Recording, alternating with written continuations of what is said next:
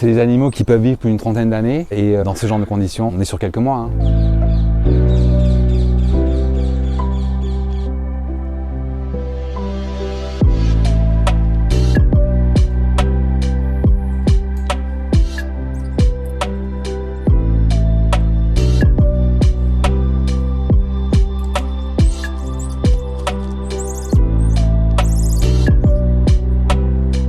Alors là, ça va un petit peu mieux, le groupe est en train de se ressouder un petit peu, malgré qu'on ait perdu notre mâle dominant. Ils commencent à reprendre confiance en nous déjà, ils viennent plus facilement chercher de la nourriture, mais il reste quand même du stress, ils sont toujours un petit peu stressés.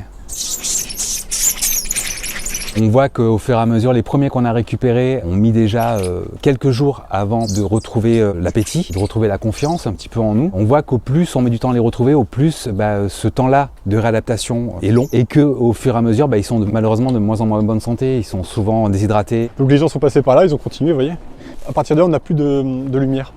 Il y a encore les marques, là on voit une marque de pas là. Ils ont coupé les liens et rabaisser le grillage à cette hauteur-là. C'est clair, c'est pour revendre, faire de l'argent facilement, rapidement, sans travailler trop. J'apprends comme beaucoup de monde le prix d'un singe. Les enquêteurs ont remarqué que la valeur allait de 2000 € à 6000 €. C'est assez inquiétant de pouvoir donner de la valeur à des animaux qui n'en ont pas pour des raisons de protection des espèces et que les gens en achètent comme ça aussi rapidement. C'est des animaux qui ne sont pas faits pour vivre comme des animaux de compagnie. C'est pas un chat, c'est pas un chien. Il faut un minimum d'équipement. Il faut du temps aussi pour leur donner à manger 5 fois par jour. Un nettoyage à grande eau et un désinfectant, donc ça met du temps. Il faut environ ici pour notre groupe 2h30 de travail.